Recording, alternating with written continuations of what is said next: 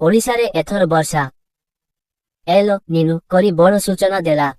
देशर अधिकांश भागरे पारद एबे 45 रु 48 डिग्री सेल्सियस पार करि सारिलाणी। दिल्ली एनसीआर उत्तर भारत एवं ओ समेत विभिन्न अंचल एपरिकी आम ओडिशा मध्य भयंकर ग्रीष्म प्रवाह ओ लू कबଳରେ रहिछि। वैज्ञानिकମାନଙ୍କ अनुसारे एही जीवनहंता गरम पछरे केवल स्थानीय कारण नाही वरन प्रशांत महासागर रे सृष्टि हेउथिबा एक शक्तिशाली सुपर एल निनो दाजी।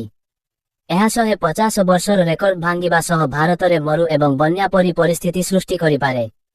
दक्षिण पश्चिम मौसुमी वायु को नहीं प्रेसमिट रे गुरुत्वपूर्ण सूचना देइछंती डीजी मृत्युंजय महापात्र। जून मासरे स्वाभाविक ठारू कम वर्षा होई पारे। ओडिशा रे मध्य स्वाभाविक ठू कम वर्षा संभावना रहिछि। एल निनो स्थिति रे परिवर्तन देखिबाकू मिलुथिबा से कहिसंती।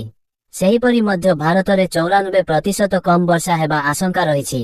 उत्तर पूर्व भारत रे सामान्य वर्षा संभावना रहिछि।